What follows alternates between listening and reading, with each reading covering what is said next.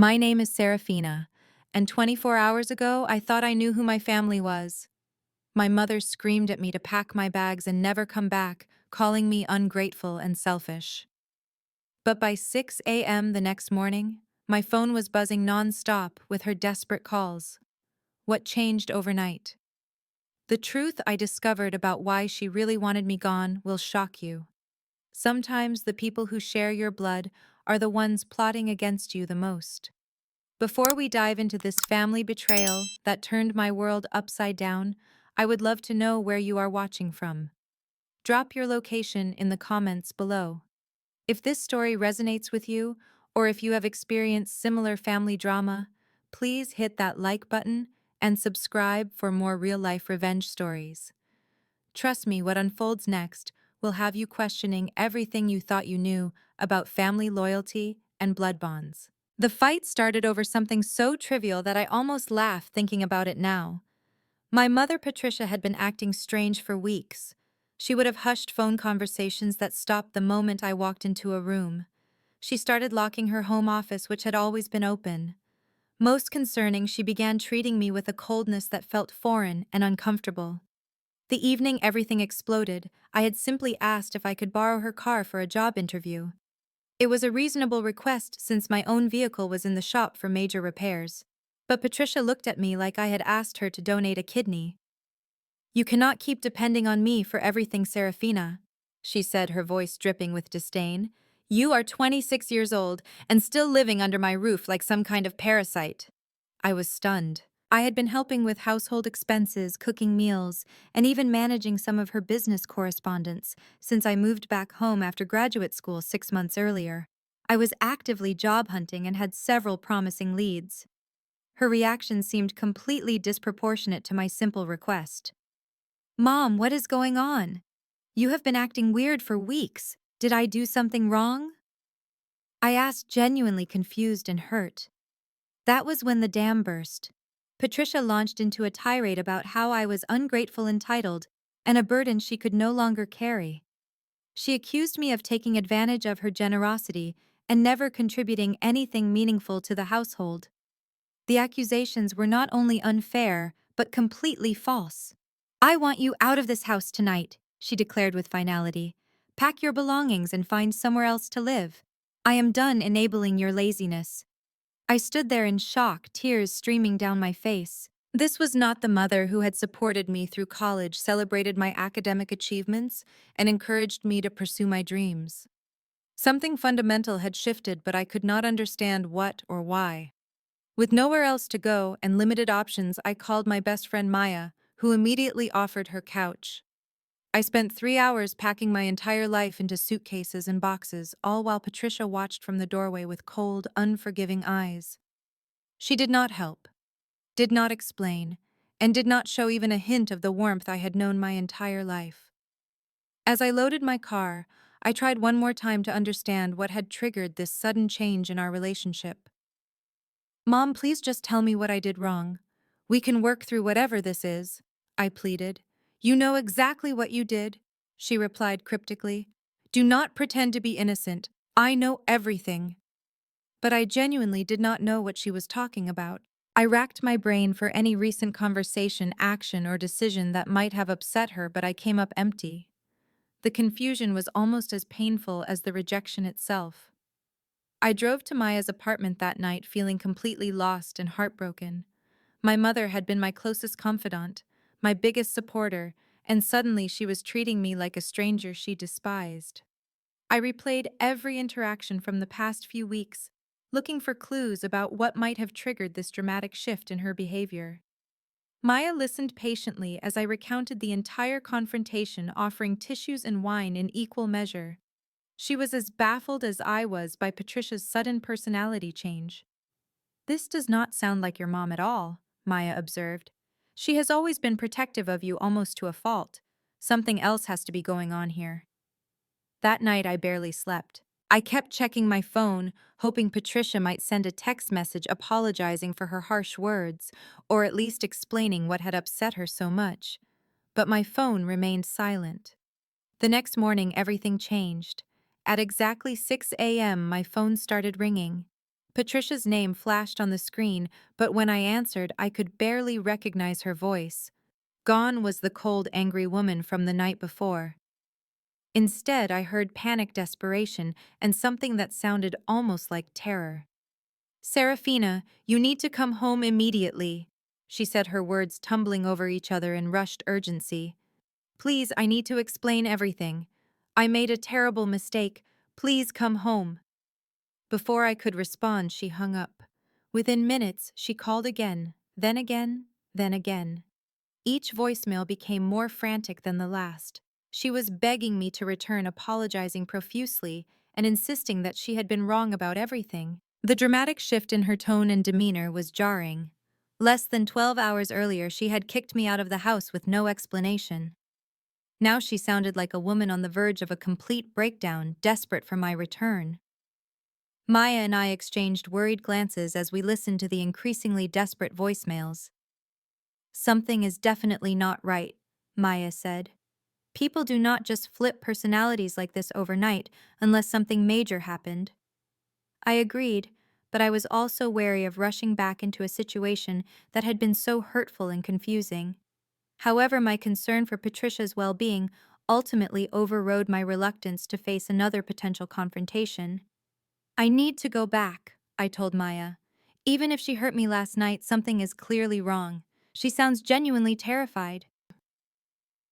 As I drove back to the house I had called home my entire life, I had no idea that I was about to uncover a web of deception, financial fraud, and family betrayal that would change everything I thought I knew about the people closest to me. When I arrived at the house, Patricia was waiting at the front door, still in her bathrobe with tears streaming down her face.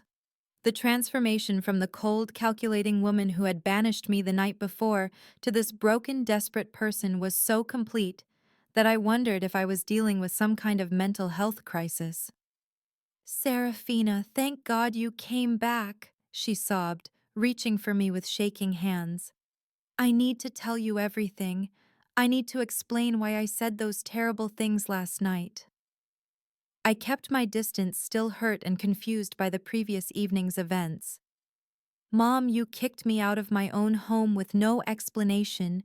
You accused me of things I did not do and treated me like I was your enemy. What could possibly explain that kind of behavior? Patricia motioned for me to sit down in the living room, and what she told me next shattered every assumption I had about my family and my place in it. Your Uncle Robert has been manipulating me for months, she began, her voice barely above a whisper. He convinced me that you were planning to steal my inheritance, that you were only living here to get close to my financial documents and take advantage of my trust. I stared at her in disbelief. Uncle Robert was Patricia's younger brother, and while we had never been particularly close, I had no reason to think he harbored any ill will toward me. More importantly, the idea that I would steal from my own mother was so absurd that I could not understand how anyone could believe it. That is completely ridiculous, I said, my voice rising with indignation. I would never steal from you. I love you. You are my mother. How could you possibly believe something like that? Patricia's tears intensified. He showed me documents, Seraphina. Bank statements that looked like they had your signature on them. Withdrawal slips that suggested you had been accessing my accounts without permission. He made it look so convincing. The pieces began to fall into place. For the past few months, Uncle Robert had been visiting more frequently, always offering to help Patricia with her finances and paperwork. He had convinced her to give him power of attorney over some of her accounts, claiming it would make things easier if she ever became ill or incapacitated. Where are these documents now? I demanded. I want to see exactly what he showed you. Patricia led me to her home office, which she unlocked with visibly trembling hands. She pulled out a manila folder containing what appeared to be official bank documents showing unauthorized withdrawals from her checking and savings accounts. The signatures did bear a resemblance to my handwriting, but upon closer inspection, I could see they were crude forgeries. Mom, these are fake, I said, pointing to the obvious discrepancies in the signature styles. Look at the way the letters are formed. This is not how I write my name. But as I continued to examine the documents, a more disturbing picture began to emerge. The withdrawals were real, but they had not been made by me. Someone had indeed been stealing from Patricia's accounts, and they had been using forged signatures to cover their tracks. "When did Uncle Robert first show you these papers?" I asked. "About 2 weeks ago," Patricia replied. "He said he had been monitoring my accounts as part of his financial assistance and discovered the unauthorized activity. He told me I needed to confront you immediately, but I kept making excuses because I did not want to believe it was true. And last night, he called me yesterday afternoon and said he had discovered even more evidence of your theft. He insisted that if I did not remove you from the house immediately, you would continue stealing until I had nothing left. He said I was being naive and that you were taking advantage of my maternal feelings to rob me blind."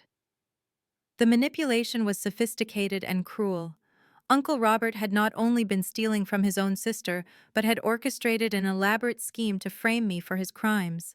He had isolated Patricia from me, her main source of emotional support, making her more vulnerable to his continued financial abuse. "Mom, we need to call the bank immediately and report this fraud," I said. "We also need to contact the police. Uncle Robert has been stealing from you and using me as a scapegoat." Patricia nodded, but I could see the fear in her eyes.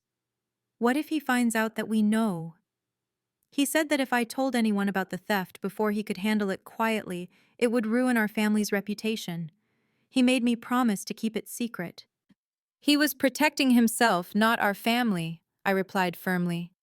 "Think about it, Mom. If he really thought I was stealing from you, why would he not want you to involve the authorities? Why would he insist on handling it privately?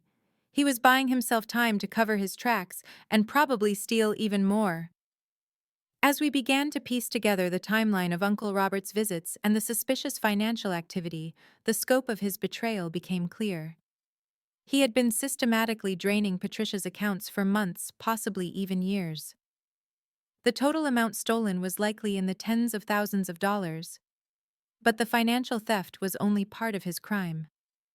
By turning Patricia against me, he had also stolen something far more valuable: the trust and love between a mother and daughter. He had weaponized Patricia's protective instincts, convincing her that her own child was a threat that needed to be eliminated. "We need to act quickly," I told Patricia as we prepared to contact the bank's fraud department.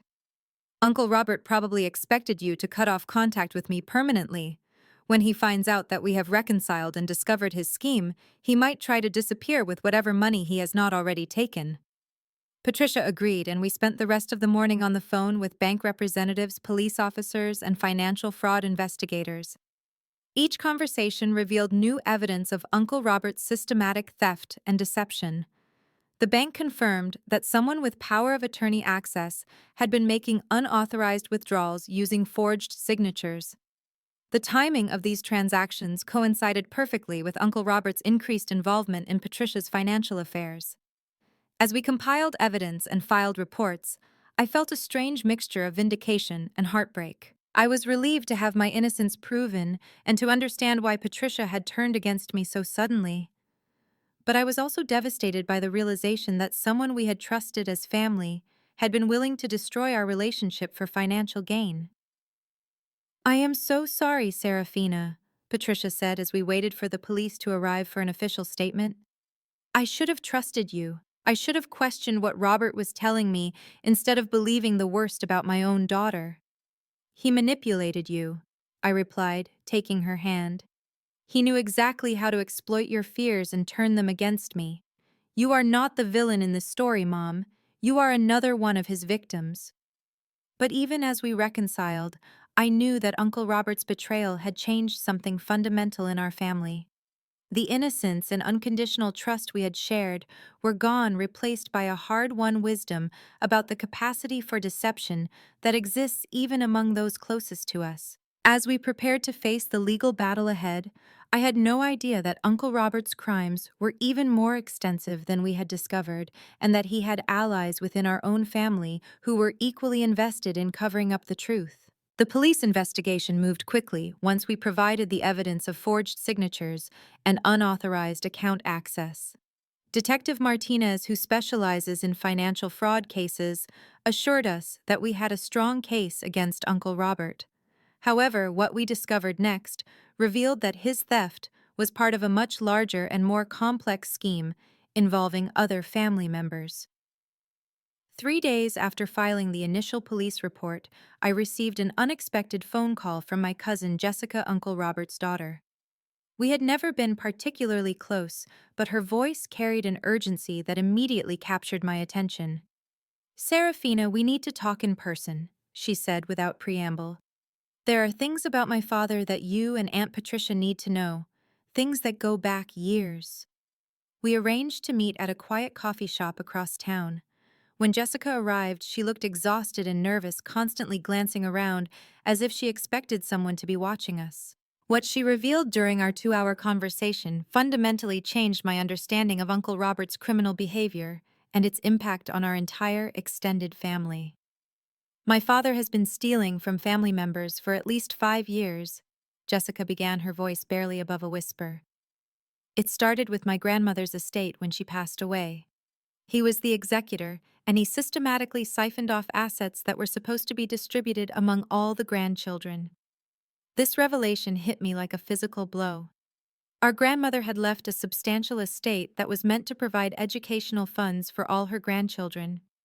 I had always wondered why my promised inheritance never materialized, but Uncle Robert had convinced the family that legal complications and market downturns had depleted the funds. "How much are we talking about?" I asked, though I was almost afraid to hear the answer. "Conservative estimate around $200,000 over 5 years," Jessica replied. "He has been using his position as the family's unofficial financial advisor to gain access to accounts, then creating elaborate stories to explain why money disappears." Jessica pulled out a folder containing photocopied documents, bank statements, and what appeared to be a detailed ledger of Uncle Robert's thefts. She had been secretly documenting his crimes for months, waiting for the right moment to expose him. "Why are you coming forward now?" I asked. "Because he is escalating," she said, her voice breaking slightly. "When I heard about what he did to you and Aunt Patricia, I realized he was not going to stop. He is getting more desperate and more reckless. I think he owes money to some dangerous people, and he is using our family as his personal bank to cover his debts." The scope of Uncle Robert's betrayal was staggering. According to Jessica's documentation, he had stolen from at least 6 family members, including elderly relatives who trusted him to manage their finances.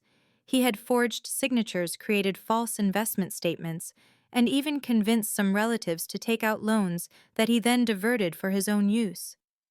"There is more," Jessica continued. "My mother knows about some of this, but she has been helping him cover it up. She is terrified that if the truth comes out, she will lose everything too. She has been complicit in at least 3 instances of document forgery." This news was particularly devastating because Aunt Linda had always presented herself as the moral center of our family. She was the one who organized holiday gatherings, mediated disputes, and maintained connections between distant relatives. Learning that she was actively participating in Uncle Robert's schemes felt like another layer of betrayal. "We need to bring this information to Detective Martinez immediately," I said. "This is not just about what he did to my mother. This is a pattern of financial elder abuse that has been going on for years." Jessica nodded but looked terrified. "I am scared about what will happen when he finds out I turned against him. He has always been controlling and manipulative, but lately he has been talking about people who cross him in ways that sound almost threatening."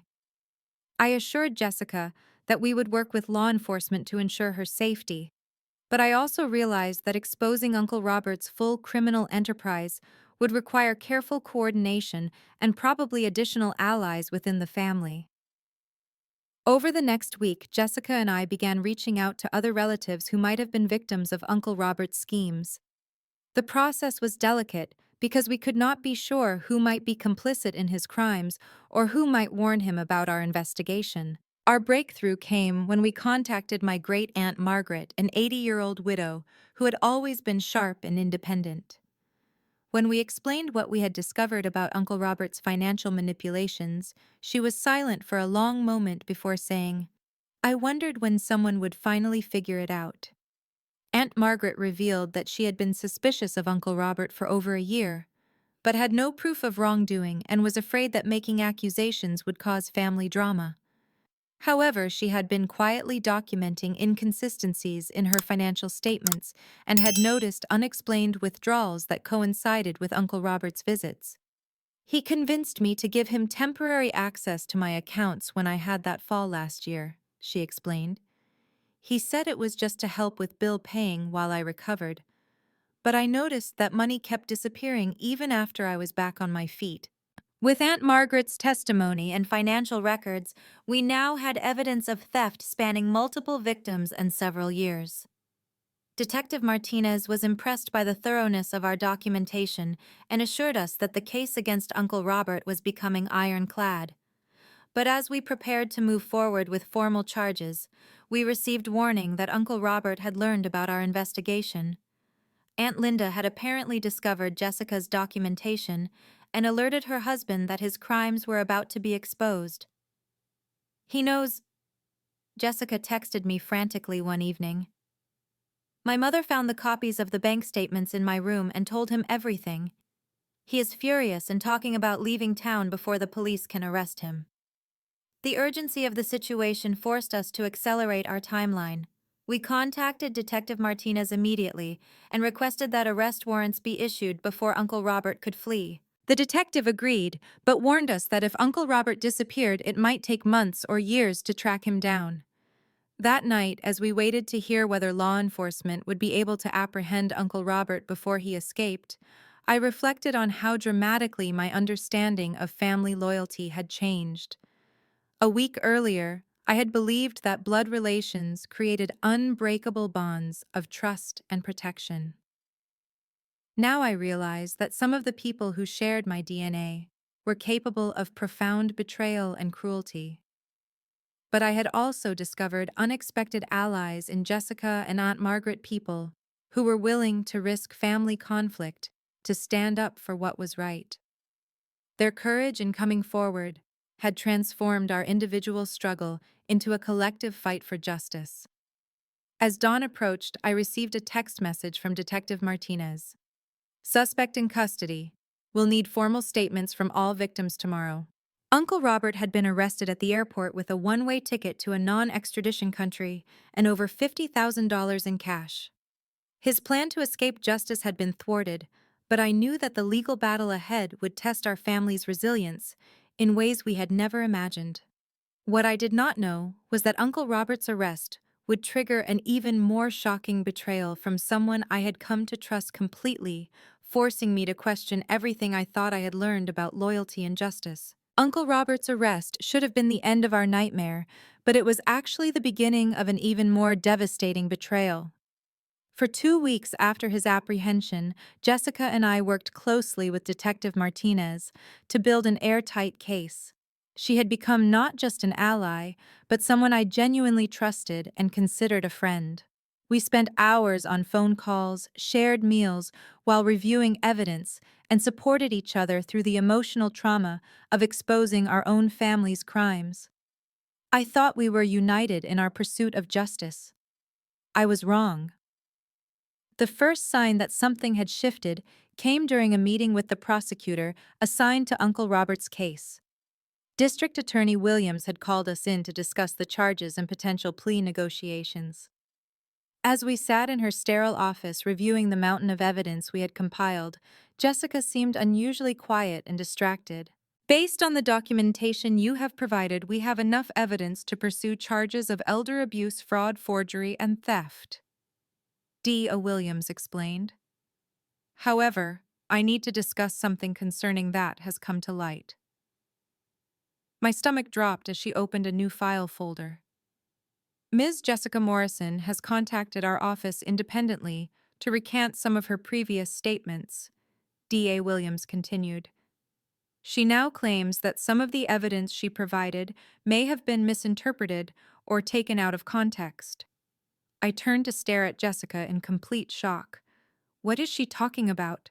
I asked, my voice barely controlled. Jessica would not meet my eyes. She stared at her hands and spoke in a voice so quiet we could barely hear her. I have been thinking about everything we discussed, and I realized that some of the documents I showed you might not prove what I thought they proved. My father always handled complex financial matters, and it is possible that what looked suspicious to me had legitimate explanations. The betrayal hit me like a physical blow. Jessica had been the one to approach me with evidence of her father's crimes. She had spent weeks helping me understand the scope of his theft and manipulation. Now she was sitting in a prosecutor's office, claiming that her own evidence was unreliable. "Jessica, what the hell is going on?" I demanded. "You showed me bank statements with forged signatures. You documented years of theft from multiple family members. You cannot just decide that evidence is not real anymore." "I talked to my father after his arrest," she said, still avoiding eye contact. "He explained how the financial arrangements actually worked. Some of what I interpreted as theft was actually authorized transactions that I did not understand because I do not have experience with estate management." It was a lie, and we all knew it. The evidence Jessica had provided was clear and damning. The forged signatures were obvious. The unauthorized withdrawals were documented by multiple banks. There was no legitimate explanation for Uncle Robert's systematic theft from family members. Dia Williams looked as frustrated as I felt. "Ms. Morrison, you understand that recanting your testimony significantly weakens our case against your father. Without your documentation and witness statements, we may have to reduce the charges substantially." "I understand," Jessica replied. "I just want to make sure we are being fair and not rushing to judgment based on incomplete information." After Jessica left the meeting, D.A. Williams and I sat in stunned silence for several minutes. Finally, she spoke up. "Someone got to her," she said bluntly. "People do not just decide that documented evidence is unreliable unless they have been threatened or coerced. The question is whether it was her father or someone else in your family." I knew she was right, but proving coercion would be nearly impossible.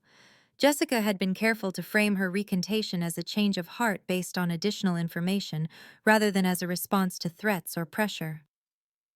"What happens to the case now?" I asked. "We still have the evidence related to your mother's accounts and the documentation provided by your great-aunt Margaret," Dia Williams explained. "We can proceed with those charges, but the penalties will be much less severe. Instead of facing 10 to 15 years in prison, your uncle might get 3 to 5 years with the possibility of parole." The injustice was staggering. Uncle Robert had stolen from multiple family members over several years, destroying trust and financial security for elderly relatives who had depended on him. Now, because his own daughter had been convinced or coerced into protecting him, he would face minimal consequences for his crimes. That evening I tried calling Jessica repeatedly, but she did not answer her phone. When I finally reached her the next day, she was cold and distant, completely different from the supportive ally she had been just 48 hours earlier. "I think it is best if we do not discuss this situation anymore," she said when I asked her to explain her sudden change of heart. "I need to focus on supporting my family through this difficult time." "Supporting your family?" I repeated incredulously. "Jessica, your father stole money from elderly relatives. He destroyed the relationship between me and my mother with lies and forged documents. How is protecting him supporting your family?" "You do not understand the whole situation," she replied. "There are consequences to these accusations that go beyond just my father. My mother could lose everything if he goes to prison for a long time. I have to think about what is best for everyone involved." It was a rationalization, and we both knew it. Jessica had been pressured or threatened into abandoning her pursuit of justice, probably by Uncle Robert himself, or other family members who were complicit in his crimes. The betrayal was devastating not just because it weakened our legal case, but because it forced me to confront an ugly truth about family dynamics and loyalty. Jessica had chosen to protect a father who was demonstrably guilty rather than stand up for the relatives he had victimized. She had prioritized family unity over justice, enabling continued abuse, rather than demanding accountability. In the days following Jessica's recantation, I learned more about the pressure campaign that had been orchestrated against her. Aunt Linda had apparently enlisted other relatives to convince Jessica that pursuing charges against Uncle Robert would tear the family apart permanently. They had argued that families should handle disputes privately rather than involving law enforcement, and that Jessica's cooperation with prosecutors was a betrayal of blood loyalty. The irony was sickening. The same people who had enabled Uncle Robert's crimes for years were now claiming that holding him accountable was the real betrayal. They had twisted the concept of family loyalty to protect a criminal and silence his victims. As I processed Jessica's betrayal and its impact on our case, I felt more isolated and discouraged than at any point since this nightmare began. Uncle Robert had not just stolen money, he had corrupted the entire family structure, turning relatives against each other and making justice seem impossible to achieve. But just when I thought our fight was over, an unexpected ally emerged with evidence that would change everything and finally deliver the justice we had been seeking. Just as I was beginning to accept that Uncle Robert would escape serious consequences for his crimes, I received a phone call that restored my faith in the possibility of justice. The caller introduced herself as Detective Sarah Kim from the Financial Crimes Unit of the State Attorney General's Office. Ms. Blackwood, I have been investigating a multi-state fraud ring, and your uncle's case has come to our attention, she said. I believe we may have evidence that significantly strengthens your prosecution. Detective Kim explained that Uncle Robert's crimes were not limited to our family. He had been part of a sophisticated elder abuse network that operated across 3 states targeting vulnerable seniors through fake investment schemes, forged power of attorney documents, and systematic account draining. The investigation had been ongoing for 18 months, and Uncle Robert's name had appeared in connection with several victims. We have been building a federal case against the entire network, Detective Kim continued. Your uncle's arrest provided the missing link we needed to connect him to crimes in other states. His pattern of behavior with your family matches exactly what we have seen with other victims. This revelation was both encouraging and horrifying.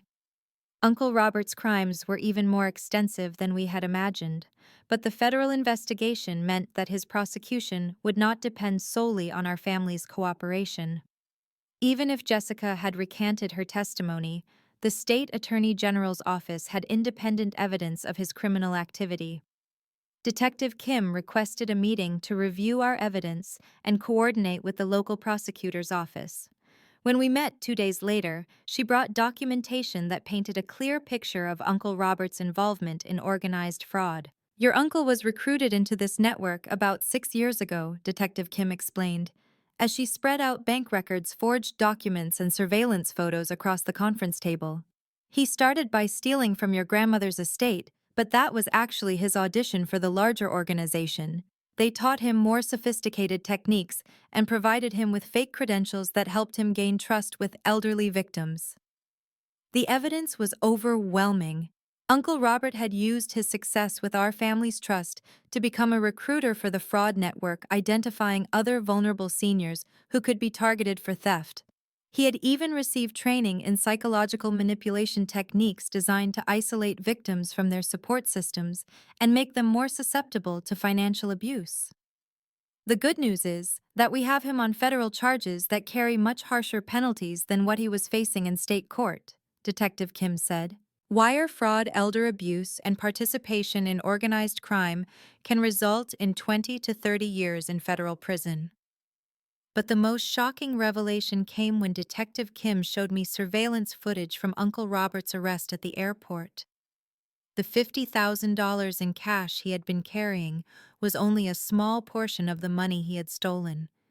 Most of his proceeds had already been transferred to offshore accounts controlled by the fraud network's leadership. We estimate that your uncle personally stole close to $400,000 over 6 years, Detective Kim said. About half of that came from your family members, and the rest came from victims in other states. The scope of the theft was staggering, but Detective Kim had even more evidence that would prove crucial to our case. She had recordings of phone conversations between Uncle Robert and other members of the fraud network, including discussions about how to manipulate family members and cover up their crimes. In one particularly damning recording, Uncle Robert could be heard bragging about how easily he had turned my mother against me. "Family manipulation is the most effective tool we have," he said to his conspirators. "Make them distrust each other and they stop comparing notes about missing money."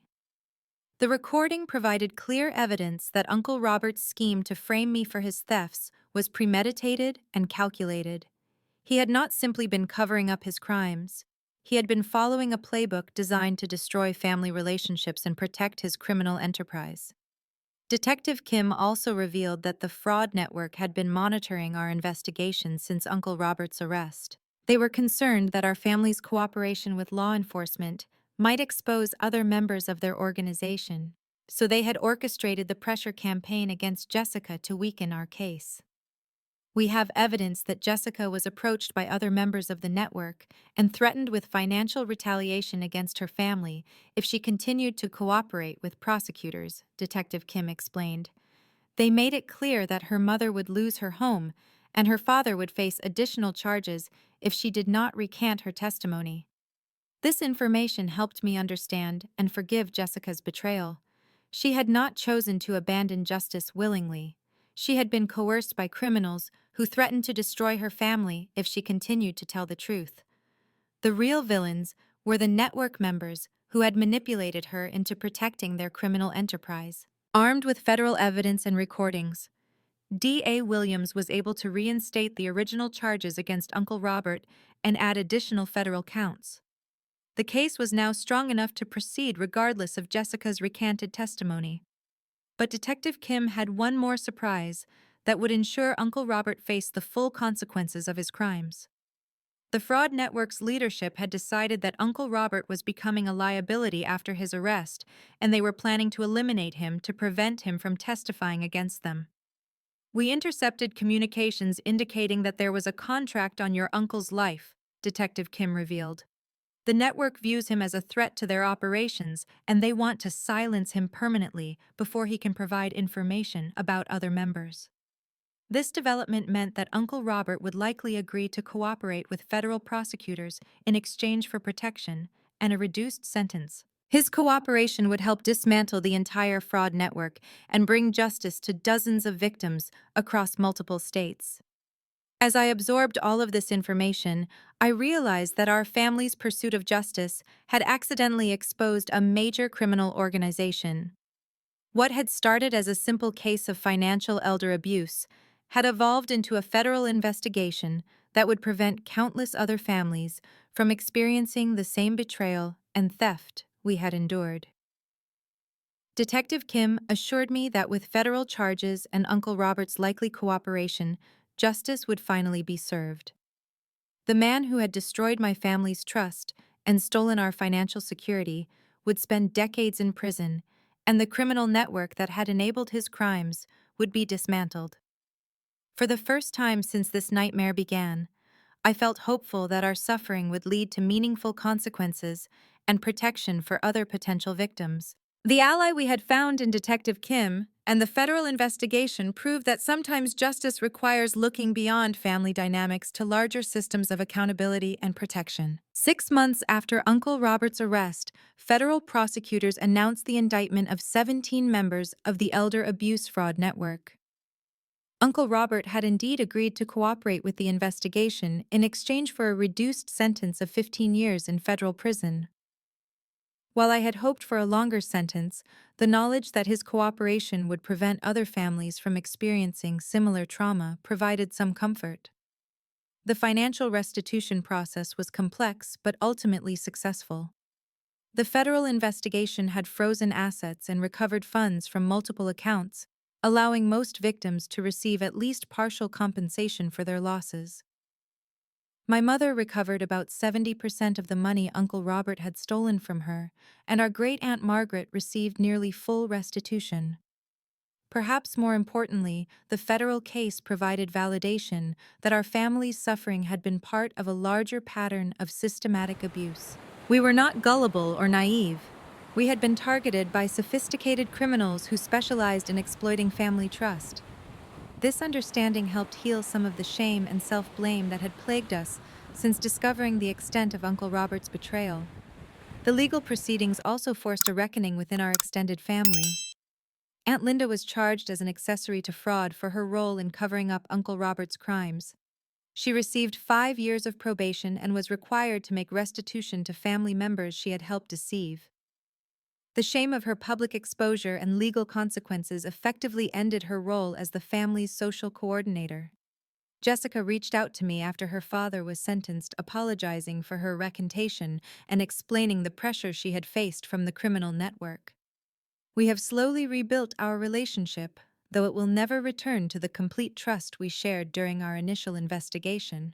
Her experience taught me that even allies can be compromised when they face impossible choices between protecting themselves and pursuing justice. The most significant change in our family dynamics was the strengthening of my relationship with my mother. The trauma we shared created a deeper bond and a more honest communication style than we had ever experienced.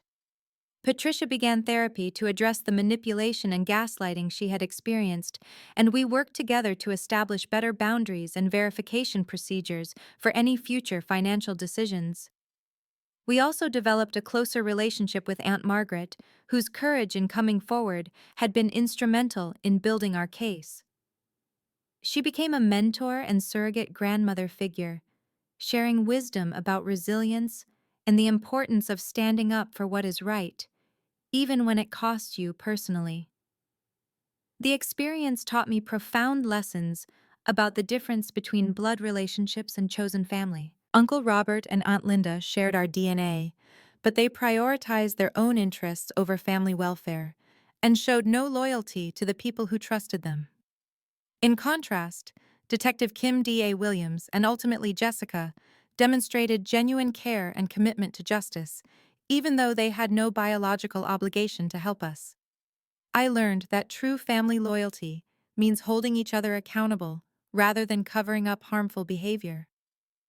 The relatives who pressured Jessica to recant her testimony believed they were protecting family unity, but they were actually enabling continued abuse.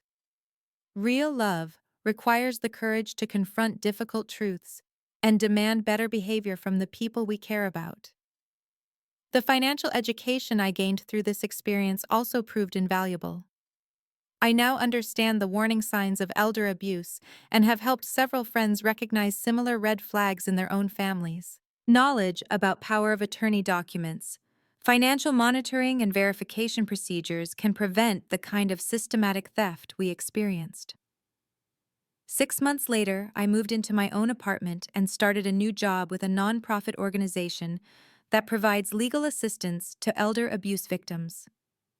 My personal experience with financial fraud and family manipulation made me an effective advocate for others facing similar situations. The work is emotionally challenging, but deeply rewarding, allowing me to transform my trauma into meaningful support for other victims. My mother and I now have weekly dinners where we discuss not just family news, but also financial planning and decision-making. We have established procedures for verifying any major financial changes and created a support network of trusted friends who can provide outside perspective if we ever face similar manipulation attempts in the future. The most surprising outcome of this entire experience was discovering my own strength and resilience. A year ago, I would have described myself as someone who avoided conflict and preferred to maintain peace rather than confront difficult truths. The necessity of fighting for justice against my own family members revealed capabilities I never knew I possessed. I learned that speaking up against injustice is not optional when you have the power to protect others from harm. Our willingness to pursue legal action despite family pressure ultimately prevented dozens of other seniors from being victimized by the same criminal network. The discomfort of family conflict was a small price to pay for protecting vulnerable people from financial predators. As I reflect on this journey from betrayal to justice, I want to ask you something that has stayed with me throughout this experience. Have you ever had to choose between family loyalty and doing what you knew was right? How do you balance protecting the people you love with holding them accountable for harmful behavior?